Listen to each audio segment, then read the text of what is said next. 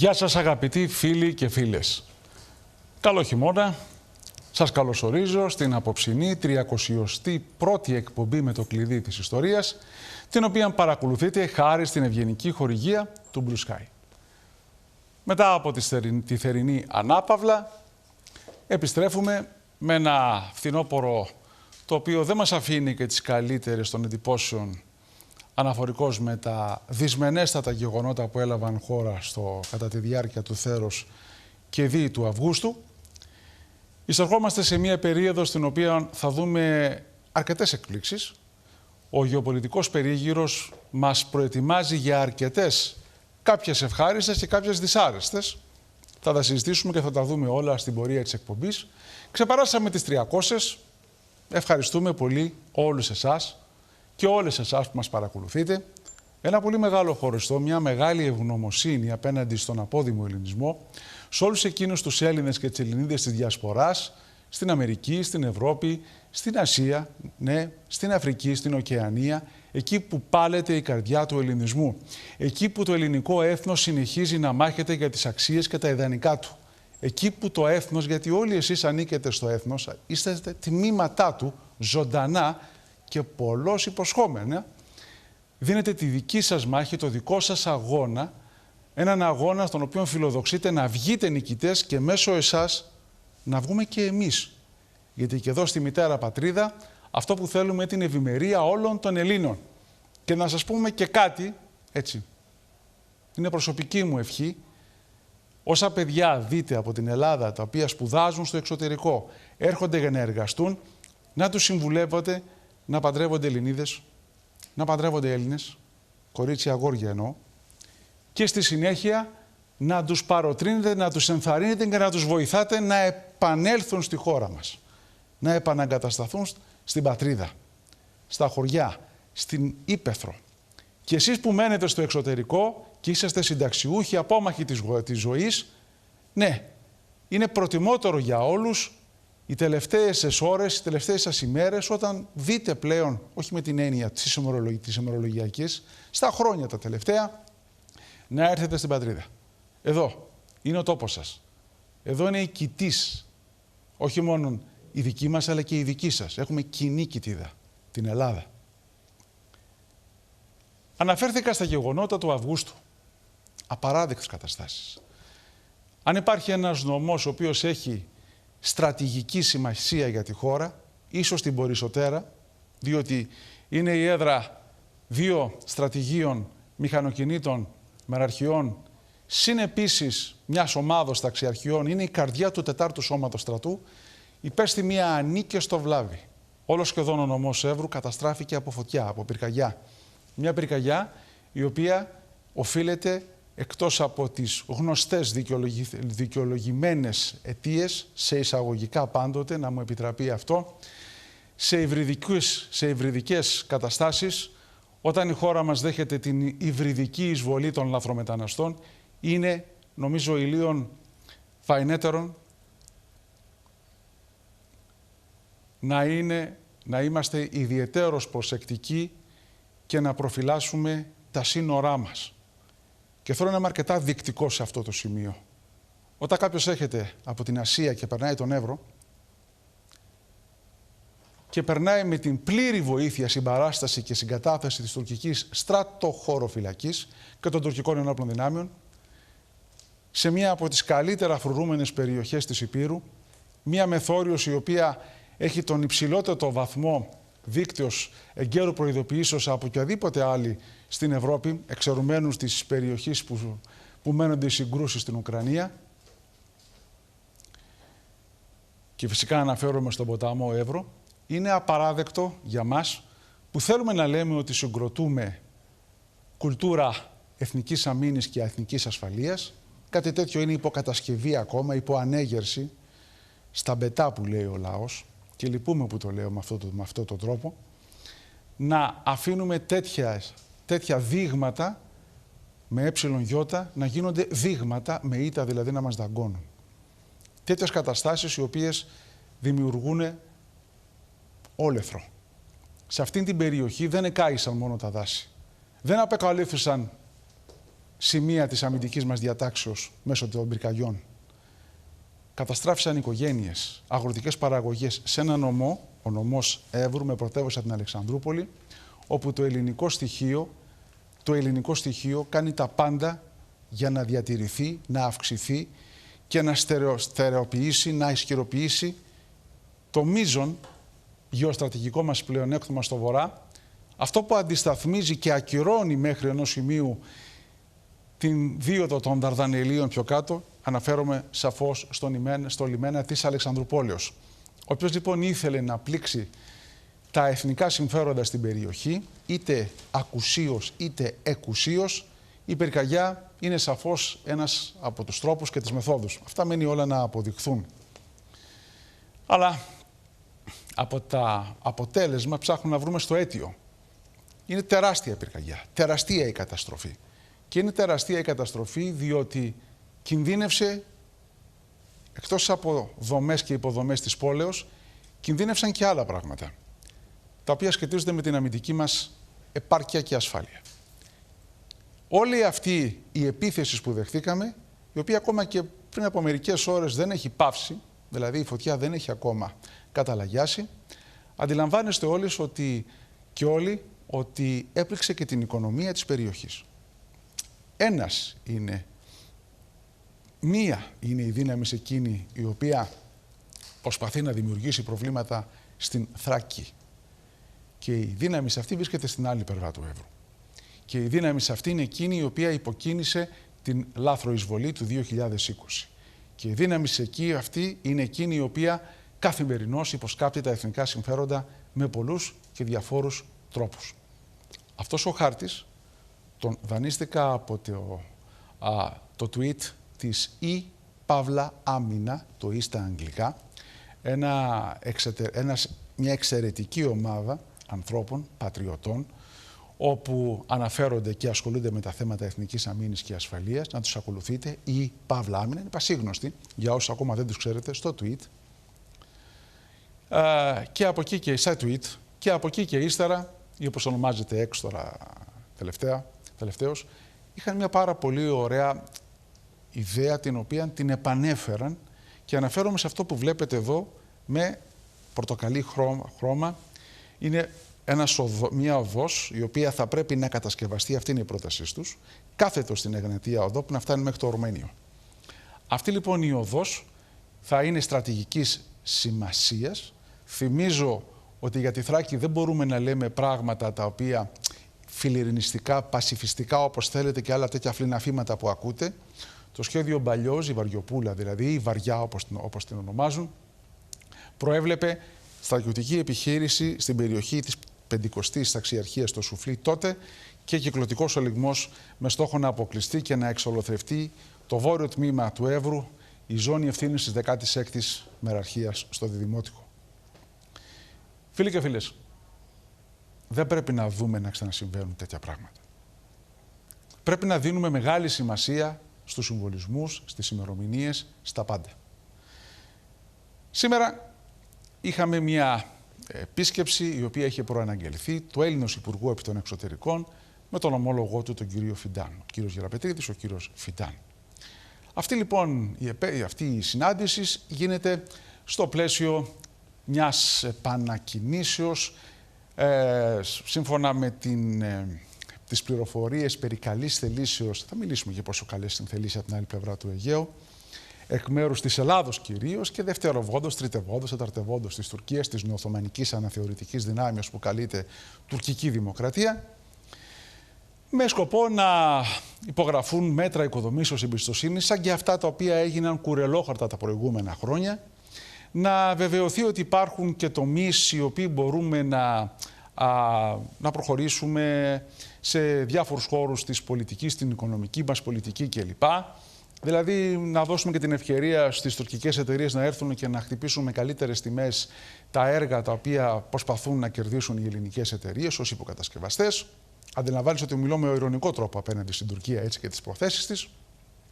Εμείς πάντα έχουμε καλές προθέσεις. Εμείς πάντα είμαστε εκείνοι που θέλουμε με το χαμόγελο στα χείλη να βλέπουμε τον αντίπαλο, αλλά όπως έχω εξηγήσει κατά επανάληψη, ο αντίπαλος δεν μας βλέπει, δεν μας αντιμετωπίζει ως ίσους, αλλά από πάνω προς τα κάτω. Από πάνω είναι εκείνοι και κάτω είμεθα εμείς. Και επελέγει μια εξαιρετική ημερομηνία, η μέρα της καταστροφής των γεγονότων του Σεπτεμβρίου του 1955. Μερικών ετών μετά από την ένταξη της Ελλάδος και της Τουρκίας στο ΝΑΤΟ, στην Ατλαντική Συμμαχία. Και θέλω να πιστεύω ότι αυτό σίγουρα θα πρέπει να αποτελούσε κατά την προσωπική μου ταπεινή πάντοτε εκτίμηση ως ένα σημείο αναφοράς για να βγουν ανακοινώσεις από το Υπουργείο Εξωτερικών και να στυλιτεύσουν και να καταδικάσουν την τουρκική προσπάθεια, όπου η γενοκτονική τους πολιτική της περίοδου του Πρώτου Παγκοσμίου Πολέμου και μέχρι το 1922 στη Μικρά Ασία κατά των Ελλήνων, των Αρμενίων, των Ασσυρίων, των Ασσυροχαλδαίων και άλλων μειονοτικών πληθυσμών και των Κούρδων εννοείται. Τους βάζουμε σε αυτούς, υπό ότι είναι χριστιανοί, οι άλλοι όχι.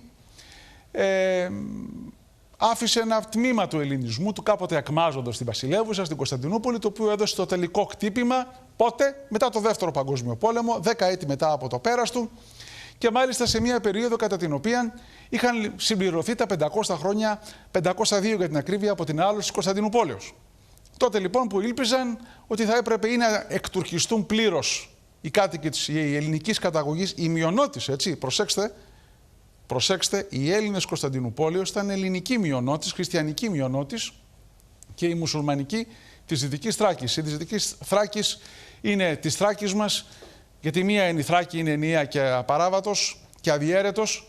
Η Θράκη μας είναι η δική μας καρδιά που μας συνδέει από τη Θεσσαλονίκη, που είναι στη καρδιά της Μακεδονίας, μέχρι τη Βασιλεύουσα την Κωνσταντινούπολη. Και επέλεξαν εκείνη την ημερομηνία για να προχωρήσουν στο πογκρόμ.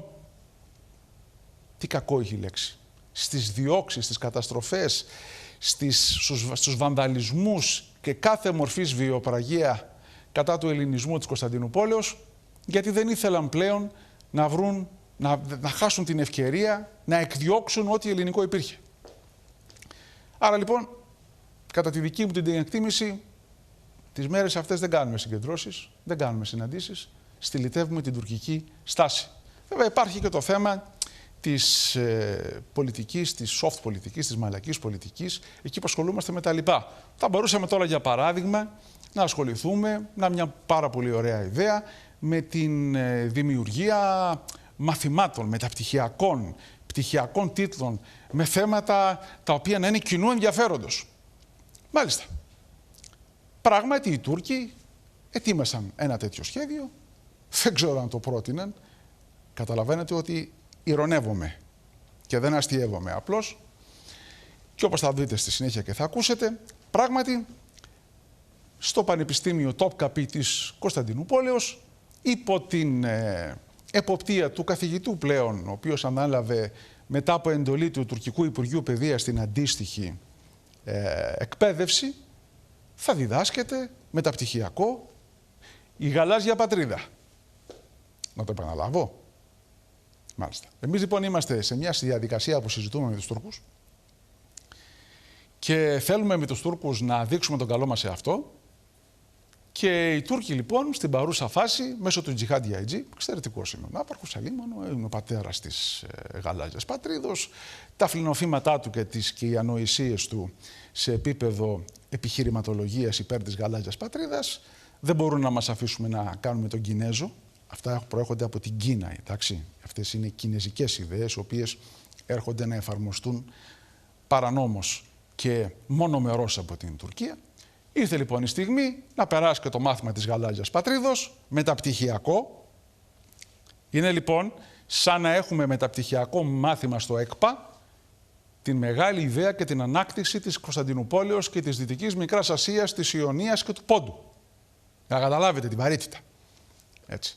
Μεταπτυχιακό λοιπόν η γαλάζια πατρίδα, και με τι στόχο? Υπάρχει και ολόκληρη επιχειρηματολογία. Υπάρχει η αιτιολογική έκθεση από πίσω, που λέει ότι θα πρέπει οι σπουδαστές και οι μαθητές να πάνε να μάθουν και να εξοπλιστούν με εφόδια και επιχειρήματα προκειμένου να προπαγανδίζουν στα διεθνή και όχι μόνο φόρα, και αυτό απευθύνεται και σε ξένους μαθητές, για την αναγκαιότητα και το δίκαιο του δόγματος της γαλάζιας πατρίδας. Και εμείς περιμένουμε τώρα με την Τουρκία, το περιμένουμε, είναι αβάσιμο, έτσι, συζητάμε, έτσι, να αποδεχτεί το διεθνές δίκαιο, να αποδεχθεί το Διεθνές Δίκαιο της Θαλάσσης, του Μοντέγκο Μπέι, να προχωρήσουν σε επόμενο στάδιο στην πανηγυρική δικαίωση των όσων γράφονται και υποχρεούμαστε όλοι εμείς που ανήκουμε στον πολιτισμένο κόσμο, και στη συνέχεια να πάμε όλοι μαζί αγκαλιά, σαν καλά καρδάσια, στη Χάγη.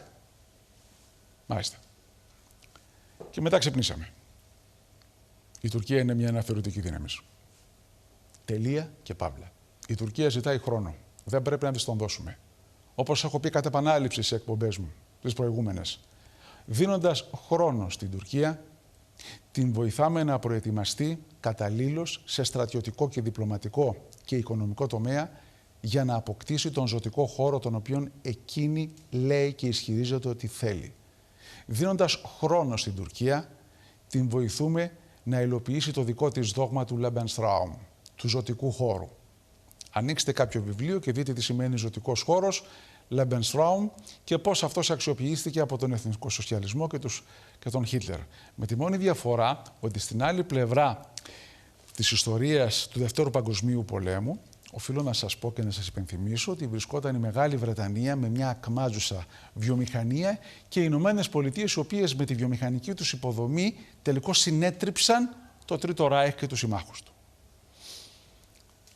Άρα λοιπόν, εμείς στην παρούσα κατάσταση θα έπρεπε να έχουμε κάνει ήδη, όχι πέρσι, όχι πρόπερσι, όχι από το 19, όχι από το 16, από τότε που ξεκίνησαν οι Τούρκοι να αμφισβητούν και να επιτίθονται κατά του ελληνισμού από το 1955, θα βάλω μια έτσι ημερομηνία, και νομίζω ότι το 1922 και μετά η κατάσταση δεν έχει αλλάξει, ο αναθεωρητισμός συνεχίζεται και εντείνεται, θα έπρεπε ήδη να δομήσουμε μια πολεμική βιομηχανία και μια πολεμική φιλοσοφία. Θα πρέπει από τα σχολεία, από το δημοτικό, στο γυμνάσιο, στο λύκειο, οι Έλληνες, αγόρια και κορίτσια, να μην βαφκαλίζονται με ονειρόξεις τύπου Ευρωπαϊκής Ενώσεως ότι όλοι θα μας λύσουν τα προβλήματα. Δεν υπάρχουν αυτά τα πράγματα. Όσοι ασχολείστε με στρατηγική, όσοι έχετε απλή στρατηγική στην καθημερινότητά σας και ας μην είσαστε πανεπιστημιακοί, αντιλαμβάνεστε ότι αυτό το πράγμα, αν δεν γίνει βίωμα, γίνει κομμάτι του πολιτικοκοινωνικού μας και οικονομικού μας DNA, θα μας οδηγήσει σε πολύ δύσκολες καταστάσεις. Είμαστε μια χώρα η οποία με το διαπυρός και σιδήρου δημιουργήθηκε. Είμαστε ένα έθνος το οποίο βγήκε σπάζοντας τα δεσμά της δουλείας και όλοι έμειναν κατάπληκτοι. Και τώρα μένουν όλοι κατάπληκτοι από την στρατηγική μας αδράνεια. Δεν πρέπει όμως να συνεχιστεί αυτό. Θα το λέω κι ας είμαι ένας από τους ελαχίστους βόντες εν τη ερήμου. Γιατί δεν είμαι μόνο εγώ, υπάρχουν και αρκετοί άλλοι. Φίλοι και φίλες, όπως βλέπετε, ο Ταγίπ Ερντογάν μαζί με τον Βλαντίμιρο Πούτιν συναντήθηκαν στο Σότσι. Μόνοι τους? Όχι βέβαια. Τον Ταγίπ Ερντογάν συνόδευσαν ούτε ένας, ούτε δύο, ούτε τρεις, όλοι οι υπουργοί και όλοι όσοι ασχολούνται με θέματα αμήνης, βιομηχανίας, πολιτικής, στρατιωτικής, γεωργίας, ενεργείας, οτιδήποτε έχει σχέση με το εμπόριο. Δηλαδή μια πλειάδα ειδικών και εξειδικευμένων πολιτικών και συμβούλων με στόχο να καθίσουν και να αξιοποιήσουν τη στρατηγική σχέση η οποία έχει δομηθεί μεταξύ Ρωσίας, Ρωσικής Ομοσπονδίας και Τουρκικής Δημοκρατίας. Και σε αυτή την σχέση ο Πούτιν είναι εκείνος ο οποίος προσπαθεί να δείξει στον Ταγίπ Ερντογάν ότι αυτό που ο ίδιος, ο Ερντογάν δηλαδή και οι σύμβουλοι του, το έχουν αναγάγει ως πρώτο, ως το καλύτερο από όλα. Τι καλύτερο? Όραμα είναι ότι η Ανατολή δηλαδή οι δυνάμεις του αναθεωρητισμού, οι χερσαίες κλασικές δυνάμεις όπως είναι η Κίνα, όπως είναι η Ρωσική Ομοσπονδία, όπως είναι το Ιράν, πέπρωτε να αναλάβουν τα ενία του κόσμου, διότι η Δύσης παρακμάζει. Έχουμε πει από το βήμα της εκπομπής ότι η woke κουλτούρα και η κουλτούρα της ακυρώσεως είναι ένα σημείο πραγματικό της παρακμής της Δύσεως. Ναι, όμως δεν την ασπαζόμαστε, όμως δεν είναι κυρίαρχη, είναι απλώς μια αίρεση. Αίρεση σημαίνει διαφορετική άποψη. Αυτή λοιπόν η αίρεση κάποια στιγμή θα μπει στο χρονοτούλαπο, παλιά καλή δοκιμασμένη έκφραση της δεκαετίας του 80 της ιστορίας. Και τότε θα απομείνουμε με τις κλασικές δυνάμεις εκείνες, τις εθνικές δυνάμεις, οι οποίες θα έχουν να δώσουν και να δείξουν ένα αντίλογο και ένα παράδειγμα. Το ζήτημα όμως είναι ότι ο Ερντογάν, μην αφήνοντας την Δύση, γιατί από την οποία προσπορίζεται και απομυζά δισεκατομμύρια σχέσεις, υποσχέσεις κλπ., έρχεται όλο και κοντύτερα σε αυτό το όραμα της Ανατολής. Για να μπορέσει να εγκαταλείψει την Δύση ο Ερντογάν, θα πρέπει η Ανατολή να είναι ουσιαστικός κυρίαρχος. Για να σας δώσω ένα παράδειγμα, είναι σαν να βλέπουμε η Τουρκία, ο επιτίδιος ουδέτερος του Δευτέρου Παγκοσμίου Πολέμου, στην αντίστοιχο και απαράλληλο και ανάλογο θέση με τον γεωπολιτικό ουδέτερο της μεταψυχροπολεμικής εποχής, να παρακολουθεί το ποιος θα κερδίσει τον Δεύτερο Παγκόσμιο Πόλεμο στην Ευρώπη. Η σύμμαχοι ή η Γερμανία. Και ανάλογα με το ποιος προηγείται, τον προσεγγίζει. Κάποια στιγμή θα γίνει το βήμα.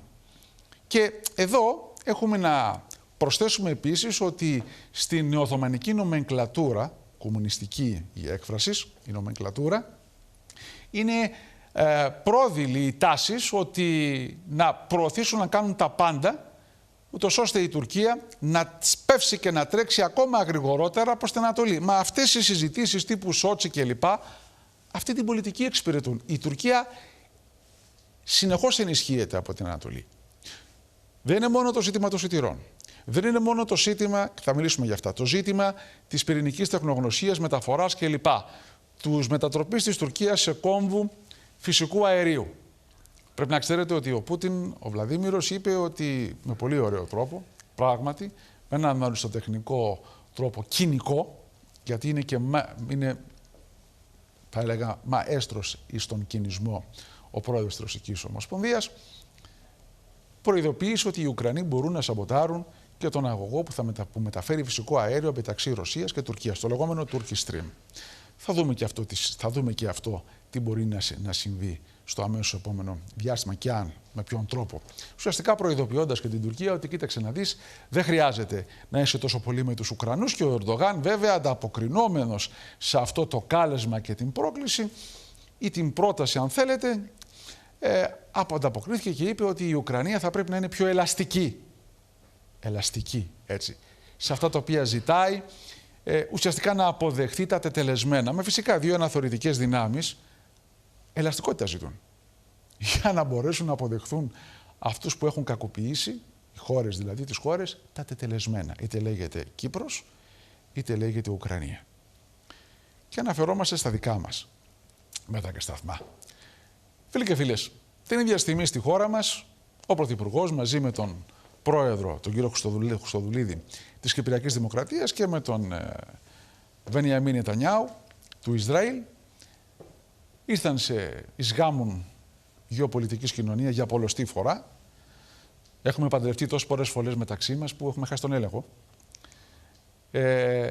Και μάλιστα υπόθηκε από τον Ισραηλινό Πρωθυπουργό αυτό που παραμένουμε όλοι και περιμένουμε το μεγάλο ναι, διότι η νύφη μεταξύ άλλων δεν είναι ο ελληνισμός, είναι η Κύπρος, ένα κομμάτι του ελληνισμού, να έχει ξεκινήσει η διαδικασία μεταφοράς του Ισραηλινού αερίου. Και αυτό μπορεί να γίνει με διαφόρους τρόπους, είτε εμείς ευελπιστούσαμε να υλοποιηθεί το μεγάλο project του EastMed. Υπάρχουν όμως πάντοτε επικαιροποιημένες απόψεις, δεν εγκαταλείπουμε τον EastMed σε καμία περίπτωση. Μπορεί να γίνει και με πλοία υγροποιημένου φυσικού αερίου, μπορεί να γίνει και με άλλο τρόπο, στον οποίο όμως καθιονδήποτε δεν μπορεί να περιλαμβάνεται η Τουρκία. Και μια πολύ ωραία ιδέα η οποία τέθηκε στο τραπέζι ήταν η πρόσθεση του Ινδού. Ναι, πρωθυπουργού να έρθει. Να ξέρετε, στην Ινδία την κυβερνάει εθνικιστικό κόμμα, έτσι. Να μην νομίζετε ότι αυτά που λέγονται εδώ και ακούγονται παραπέρα ξεχνούνται πιο κάτω. Έτσι. Το οποίο κόμμα αυτό είναι Ινδουιστικό Εθνικιστικό Κόμμα, το οποίο κοιτάζει τα εθνικά συμφέροντα της χώρας τους, η οποία έχει δύο μεγάλους πολέμους με το Πακιστάν. Φίλοι και φίλες, η επίσκεψη του Ινδού Πρωθυπουργού έδειξε να ταράζονται πολλά νερά. Τόσα πολλά νερά που τα απόνερα τα οποία δημιούργησε θα φανούν μέσα στην επόμενη δεκαετία. Ναι, μην βιάζεστε αύριο μεθαύριο σε 5-10 μέρες, σε 2 τέρμινα που λέει ο λαός. Μέσα στη δεκαετία θα φανούν. Αρκεί από τώρα να είμαστε σοβαροί σε επίπεδο σχεδιασμού, σε επίπεδο προγραμματισμού και να δούμε τι μπορούμε να κάνουμε εμείς και η Ινδία Τι μπορούμε να κάνουμε εμείς η Κύπρος και η Ινδία, τι μπορούμε να κάνουμε εμείς η Κύπρος, το Ισραήλ και η Ινδία. Αυτό είναι το ζητούμενο.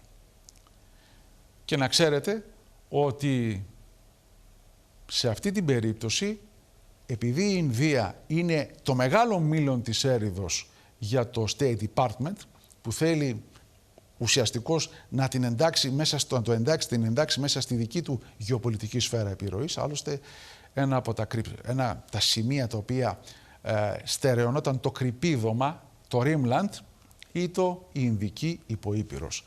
Αυτά λοιπόν θα τα δούμε στο αμέσως επόμενο διάστημα να υλοποιούνται και με την πολύ μεγάλη προσμονή να επεκταθούν και στον τομέα των οπλικών συστημάτων, της συμπαραγωγής, της συναναπτύξεως.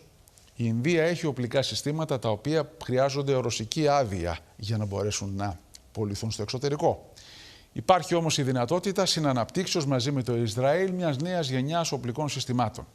Μπορούμε να σχεδιάσουμε πάνω σε αυτό το τομέα και με ορίζοντα τη δεκαετία.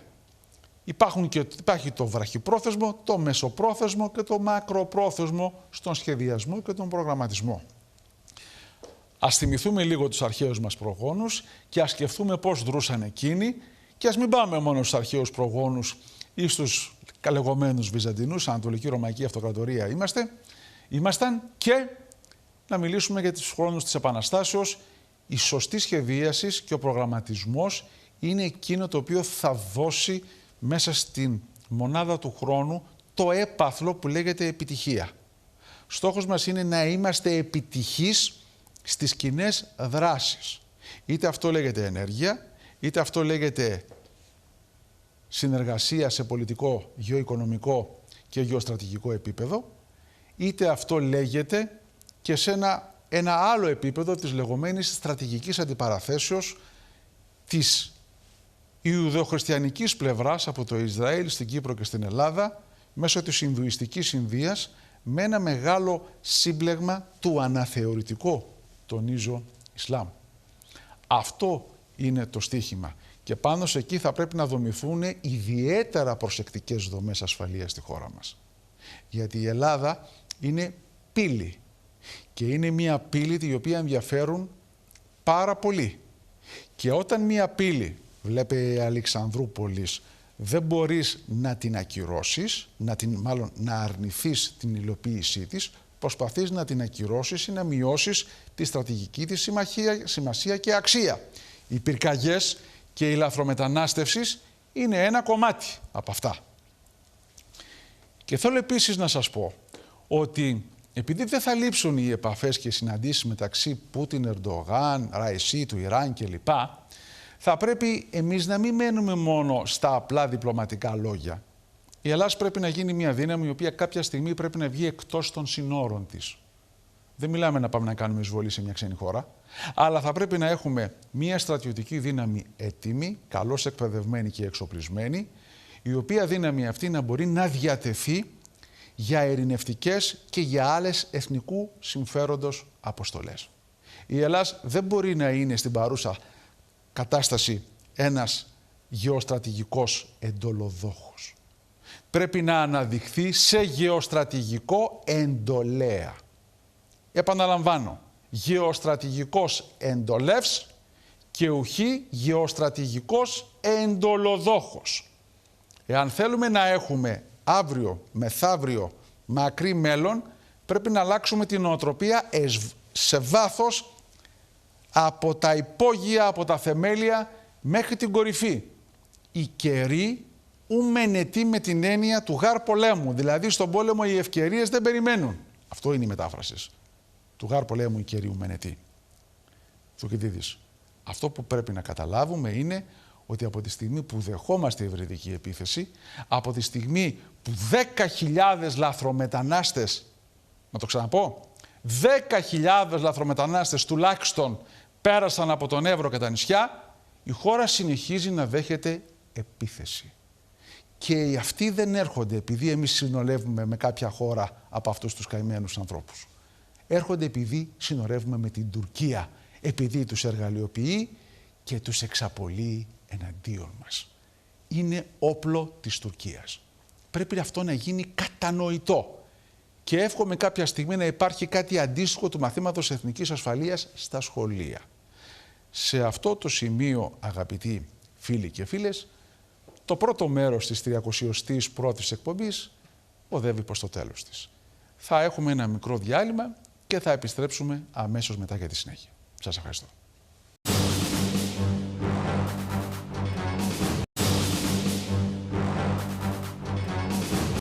Επανήλθαμε. Φεύγω λοιπόν, πάω στην άκρη για να δείτε την εικόνα. Τόπος, Μάντζικερτ. Περιοχή, Ανατολική Τουρκία, έξω από τη λίμνη Βαν. Σκοπός, ο εορτασμός από τον πρόεδρο Ερντογάν της επετείου συμπληρώσεως 952 ετών από την ιστορική μάχη στο Μάντζικερτ. Ήταν 26 Αυγούστου του 1071, όταν ο αυτοκράτορ Ρωμανός 4ος Διογέννης, χάρη στην ανοησία και στην αυλεψία και στην προδοσία των αντιπάλων του, εντός της φατρίας των Ρωμαίων, οδηγήθηκε σε αυτή την ήττα που δεν ήταν καταστροφή, ήταν μια ήττα η οποία όμως είχε τακτική ήττα, παρήγαγε στρατηγικό αποτέλεσμα. Αυτή λοιπόν η τακτική ήττα στο Μάντζικερτ, επωφελίας των Σελτζουκιδών και του Σουλτάνου του Αλπ Αρσλάν, να μνημονεύουμε και το όνομα του Μιχαήλ Δούκα, ο οποίος ηγείτος της οπισθοφυλακής και έδειξε απαράδεκτη προδοτική συμπεριφορά. Έδωσε την ευκαιρία στους Τούρκους να ανοίξει η πύλη της Ανατολίας και να ξεκινήσει η κατάρρευση και η απώλεια της ψυχής και του σώματος, εκ των σωμάτων, της καρδιάς δηλαδή της Ανατολικής Ρωμαϊκής Αυτοκρατορίας. Βλέπετε λοιπόν πίσω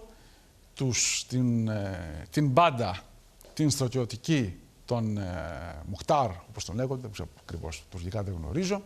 Συν επίσης κάποιες ιστορικούς αναβιωτές που να μοιάζουν με Σελτζούκους ή κάποιες άλλες περίοδου. Πίσω μια σκηνή και ο Ερντογάν να διαλαλεί για την νίκη, τη στρατηγική που άνοιξε η πύλη της Ανατολής κλπ.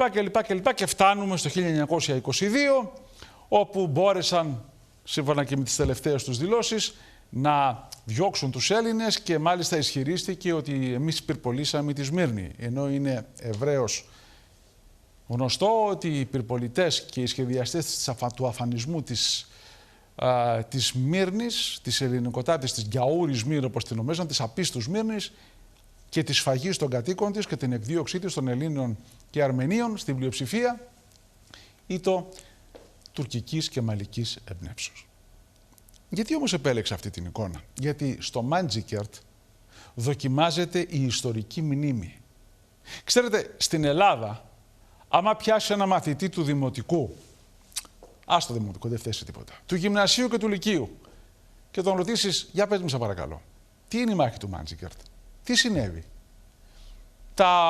Το ποσοστό που θα πάρουμε, τους απαντήσεων και θα είναι ορθές, θα είναι ελάχιστες. Υπάρχει μια τεράστια αποστροφή των παιδιών για την ιστορία. Και σε αυτό δεν φταίνουν τα παιδιά. Φταίμε εμείς που είμαστε γονείς, φταίμε εμείς που είμαστε διδάσκαλοι, εκτός και ανήκουμε στο ΚΚΕ, στην ανταρσία, στην εξοκοινοβουλευτική αριστερά, που λένε παντού να πεθάνει η Ελλάδα, να ζήσουμε εμείς. Εντάξει, αυτοί αφήστε τους. Ούτε καν χαρακτηρίζονται λακεδαιμόνοι. Είναι μόνο στο πλήν. Το πλήν τους αρμόζει. Σε εκείνους όμως οι οποίοι φτιάχνουν το εκπαιδευτικό πρόγραμμα. Σε εκείνους οι οποίοι πρέπει να καταλάβουμε επιτέλους όλοι ότι ο αντίπαλός μας πατάει πάνω στην ιστορική μνήμη, την διαμορφώνει, δηλαδή την διαστρεβλώνει και αρχίζει και παράγει μία άλλου είδους ιστορική αλήθεια. Και με τη δύναμη της οθόνης και της εικόνας, των ντοκιμαντέρ, των ψηφιακών κτλ. Φτιάχνει μια εντελώς πλασματική εικόνα του τι συνέβη. Γιατί αν σήμερα εμφανίζονταν ως διαμαγείας οι Σελτζούκοι του Αλπ Αρσλάν και έβλεπαν αυτούς εδώ να λένε ότι εμείς είμαστε Τούρκοι, θα λέγανε αυτοί μας δουλεύουν. Δεν είναι Τούρκοι.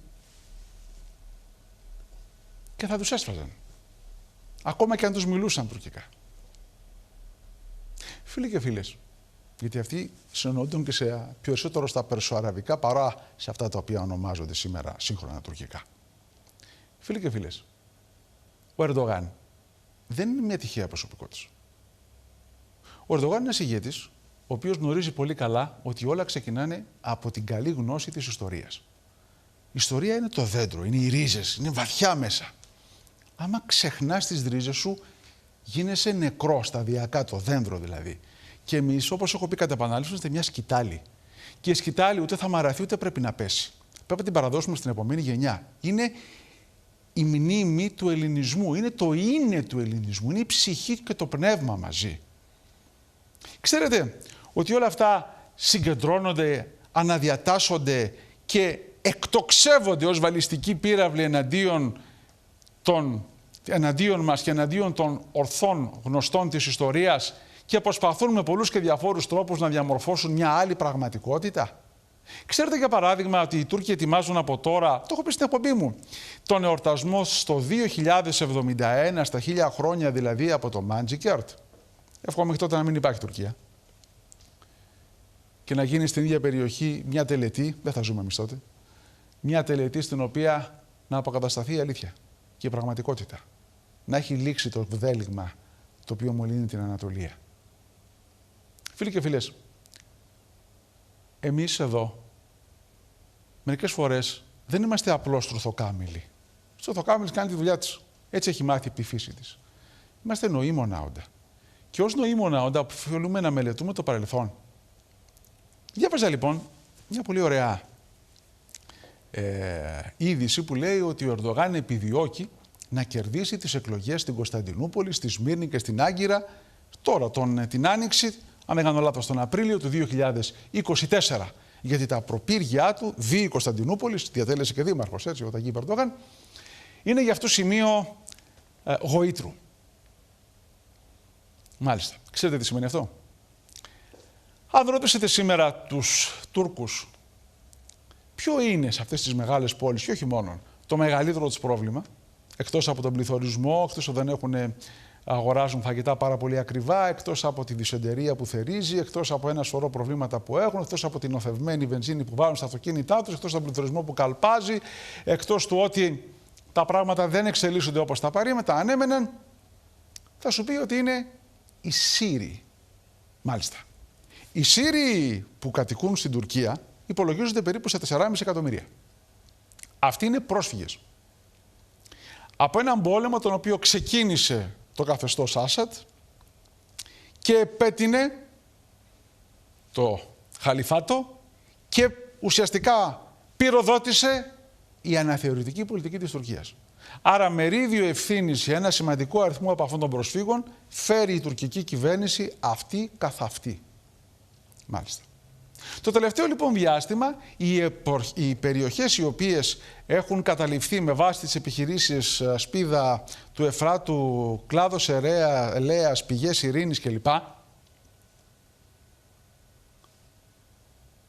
Έχει τεθεί, όπως γνωρίζετε, κάτω από την θεσμική εξουσία των αντιστοίχων ομαρχών, των αντιστοίχων επίσης διαμερισμάτων της νότιο-ανατολικής Τουρκίας και νοτιού Τουρκίας. Τώρα λοιπόν φτιάχνουν κάτι καινούριο. Φτιάχνουν τώρα μια υπερδομή θεσμική.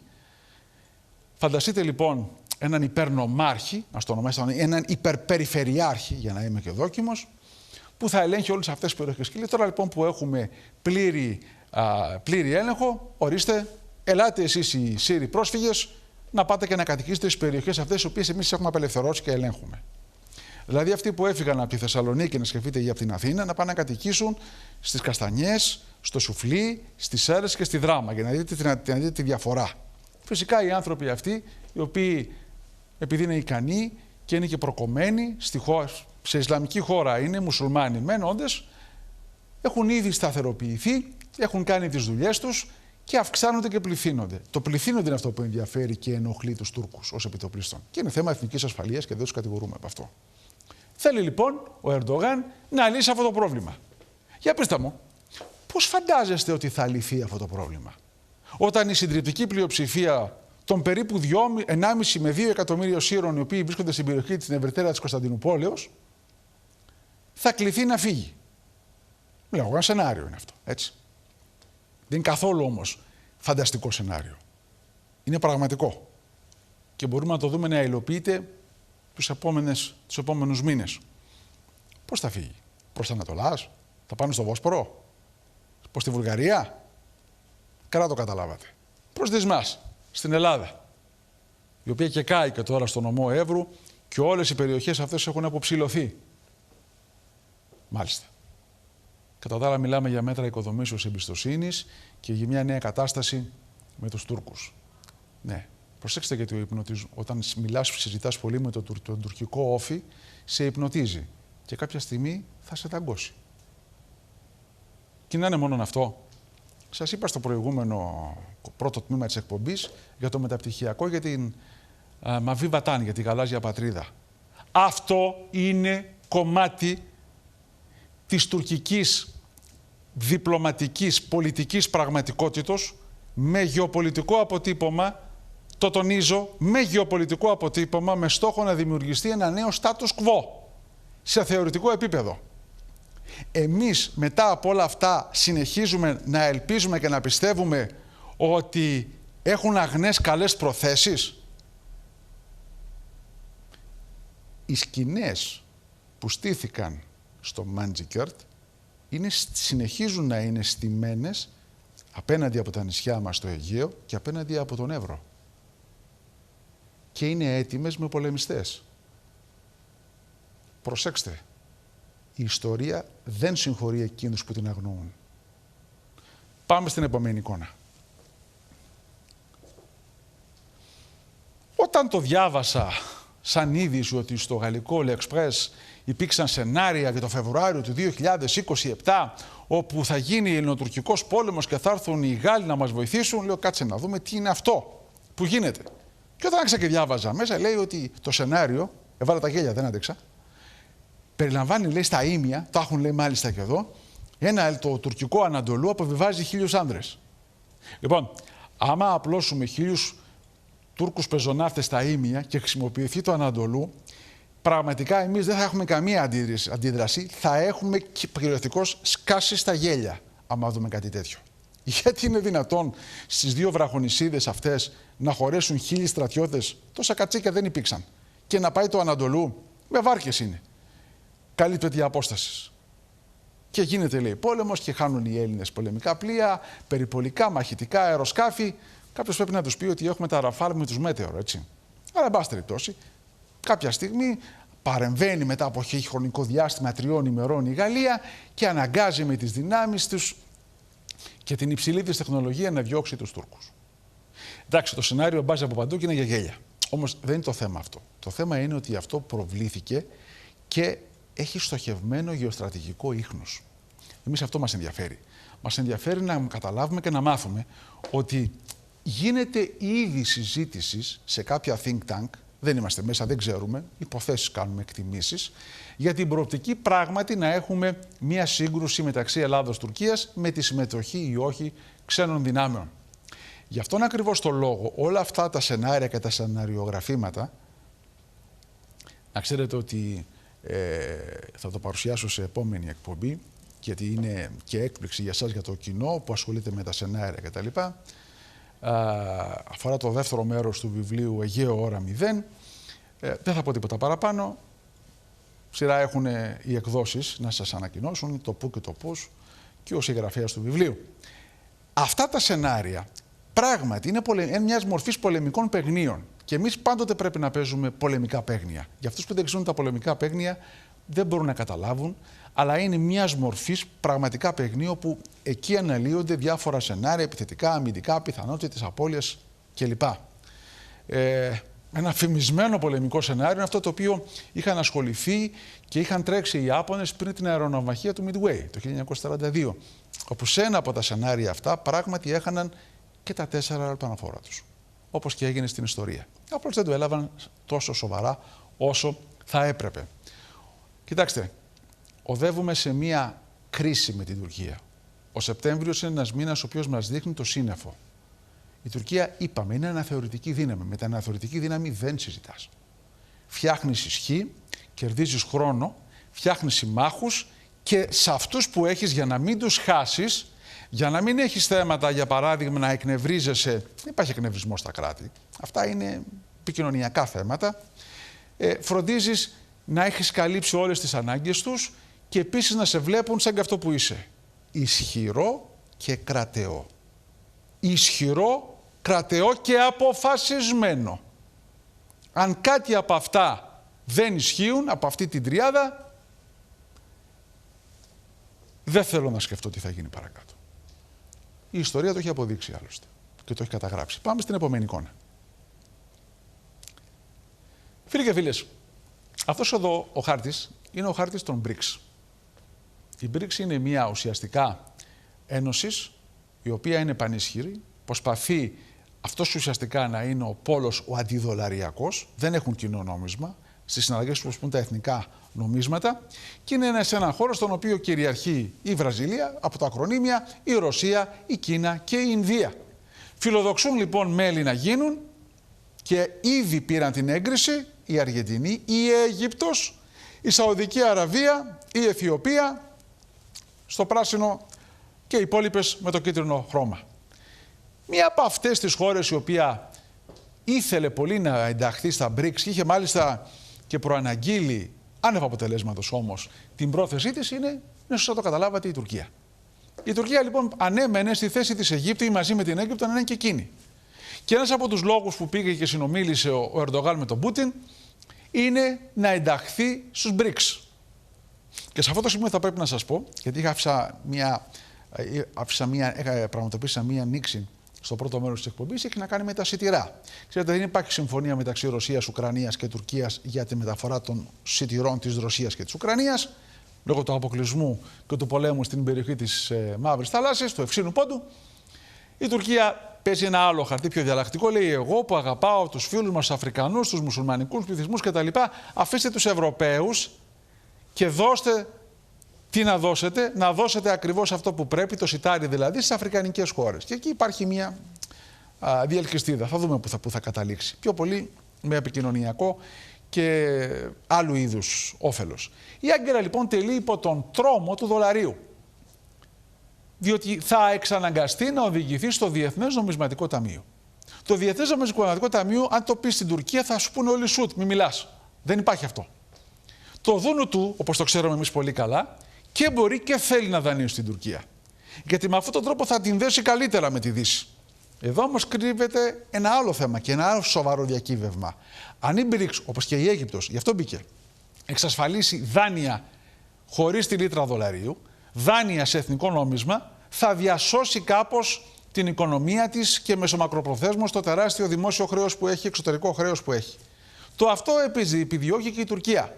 Όμως είναι ένα σημείο που πρέπει να το δούμε πώς θα υλοποιηθεί. Μία ένταξη της Τουρκίας στα BRICS σημαίνει ότι θα έχει προσωρινώς βρει, γιατί ψάχνει απεγνωσμένους να βρει τα χρήματα, τα δολάρια, που τα πετροδολάρια έχουν τελειώσει πλέον και το αντίτιμο είναι τεράστιο, είναι κατοχή βιομηχανίας, παραγωγής, δηλαδή εξαγοράζεται με αυτόν τον τρόπο η Τουρκία, δεν τους δίνονται δωρεάν και το αποτέλεσμα θα είναι αυτό που όλοι περιμένουμε. Μια σημαντική οικονομική και γεωπολιτική κρίση. Πάμε στην τελευταία εικόνα. Τελευταία. Την αφήνουμε. Και αυτή και την επομένη. Θα τα πούμε στην επομένη. Εδώ. Τελειώνουμε με κάτι το οποίο πραγματικά οφείλουμε να το θυμόμαστε, γιατί έχει να κάνει με την ιστορική μνήμη. Φίλοι και φίλες, εδώ βλέπετε το μνημείο που έχει αναγείρει το Κομμουνιστικό Κόμμα επί την ευκαιρία και για να θυμούνται ιστορική μνήμη της αριστεράς, της κομμουνιστικής αριστεράς, του Δημοκρατικού Στρατού Ελλάδος. Είναι της δυνάμεως εκείνης η οποία αντετάχθηκε και προκάλεσε τον μετά το 1980, όπως ονομάζεται, εμφύλιο πόλεμο. Δεν ήταν όμως εμφύλιος πόλεμος. Ήταν ένας ταξικός πόλεμος, όπως εκείνοι το αναφέρουν. Και κάθε φορά αυτό προκαλούν στη μνήμη, η πρόκληση της μνήμης δηλαδή. Εμείς λοιπόν συνεχίζουμε και γιορτάζουμε, όπως αυτή η εξαιρετική εικόνα του ιστορικού συλλέκτη Βέρειας, ιστορικός συλλέκτης Βέρειας, καταπληκτική, εξαιρετική δουλειά που κάνουν. Όχι, η Μακεδονία είναι και θα είναι ελληνική και χτυπιέται ο σλαβισμός, εργαλείο του οποίου υπήρξε ο Δημοκρατικός Στρατός Ελλάδος. Εμείς λοιπόν στις 30 Αυγούστου θυμόμαστε πάντοτε τη μεγάλη νίκη στο Γράμμο και στη Βίτση, 74 έτη από την ιστορική νίκη του ελληνικού έθνους κατά των κομμουνιστοσυμμοριτών και των συνοδοιπόρων τους. Πυρσός τρίτος, τιμή και δόξα στους ήρωες του ελληνικού στρατού. Παραδύναμη τολμητέ και παραγνώμη κινδυνευτέ και εν της δεινής ευέλπιδες. Σας ευχαριστώ.